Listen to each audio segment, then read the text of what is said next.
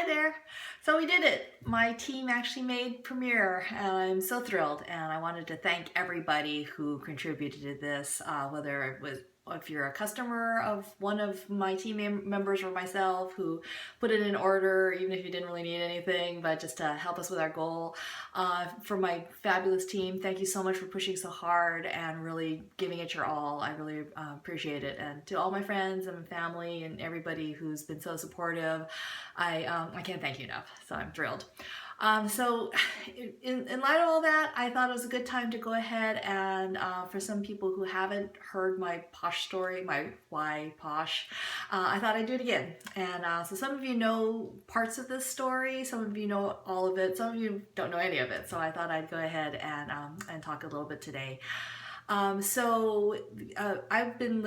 living in New York in winter of 2014, and things have been kind of hard. I've been there for 10 years at that point, and I was from California. All my family was in California. I had no family whatsoever in New York. Things had been tough. That 10 years was tough. I have an autistic son who was 7 when we moved to New York, and elementary school was very, very hard for him. Public school was hard, and so just getting through the day was so hard for him that by the time he was done with school, he was done. So we never went anywhere. We never did anything. We were kind of prisoners in our home for myself and my daughter. And my husband was working in the city, working in New York City. He was gone at least 13 hours a day. So it was just me and for dealing with the kids, and it was hard. And those 10 years really took a toll. I am one of those people that they write magazine articles about. I'm the overeducated stay-at-home mom with a master's degree who is utilizing my education. And I was always a smart girl. If you knew me in high school, I was like, the smart girl. And one of the hardest things I ever heard in my entire life was I ran into somebody I'd known in high school, and he heard I was a stay-at-home mom, and he said, "Oh, well, you were always so smart." So I mean, that's a hard thing when you deal with like your identity and who you are in light of being a mom and everything. It was a tough time. So winter of 2014, I had really withdrawn a lot. I had like I said, no family there. I didn't have very many friends. It was a tough time. And I had developed a lot of social anxiety over the years, just from the trauma of dealing with all my son's issues and trying to get him the help he needed and help him deal with life. So I spent the whole winter of the winter of 2014, like taking naps and reading books on my Kindle and shopping online. And I'd kind of become a hermit, and it was not good. So a friend of mine who I'd known for 17 years at that point, 16 years at that point, got into this thing called Perfectly Posh. She just kind of started selling it, and I wasn't paying a lot of attention. I would just kind of scroll past her posts on Facebook and not pay a lot of attention. But at one point she said, well, she really needed to sell like $50 more to get up to the next level, which now I know is pink, the pink level. So she needed to sell $1,000 total. So I thought, well, I'll help her out. So I ordered a few things, and they came, and I used BFF face wash for the first time. Went, oh my gosh, this stuff's good. So it was really great. So I really liked the products right off the bat. And then this thing happened in April of 2014 where she was trying to win this contest that Posh had, where she would get like $5,600 worth of product if she was one of the 10 people who recruited the most people in the month of April. So I thought, well, it's $100. I'll like buy for myself, and then I get a commission. It'll be like a discount, so I'll just do that and help her out. And so I did. And well, if you know me, I don't really do things halfway. So before the kit came, I thought, well, I'll see where this goes. So I started a Facebook group. I got samples out to people. I ordered business cards, and I thought, well, we'll see what happens. And so I had a launch party, and in a week I sold $1,000 worth of product. And I went, Okay, well, maybe there's something to this. So I started really promoting it and trying to get more people interested in the products, and really for the first year, for the first whole year, I mostly just sold, and I didn't really try to team build very much. It's hard for me to ask people to do something like, hey, you want to join my team? It's really going to be great. It's hard for me. It's not who I am.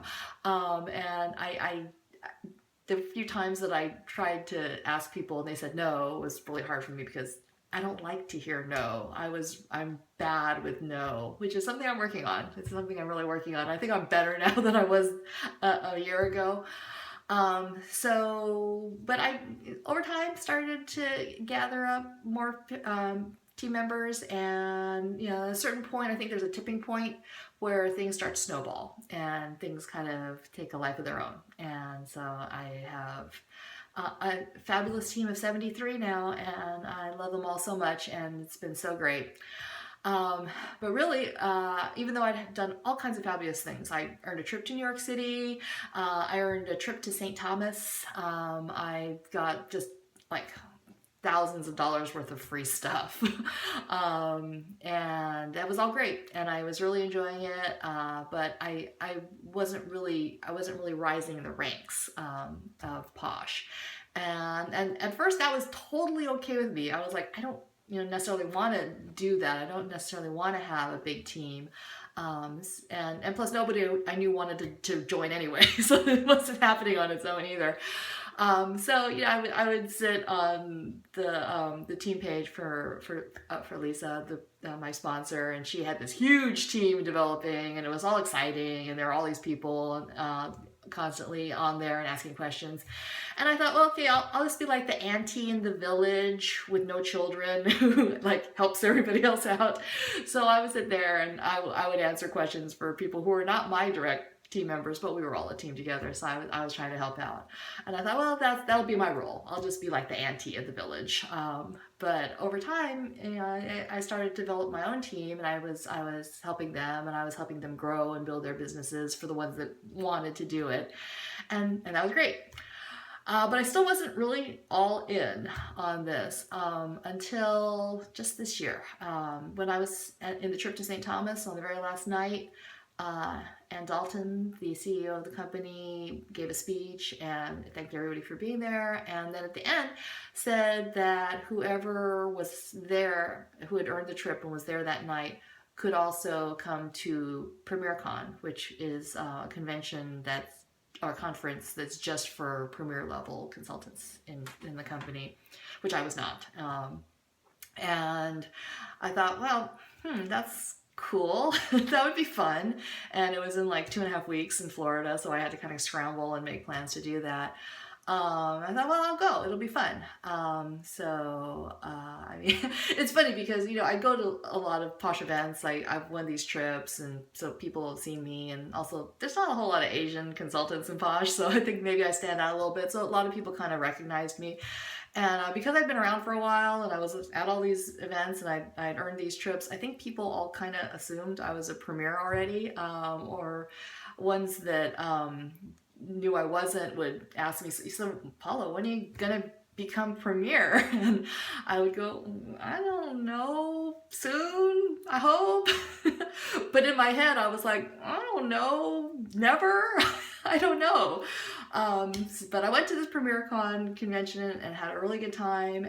And then the last night, and I'm still on the fence at this point.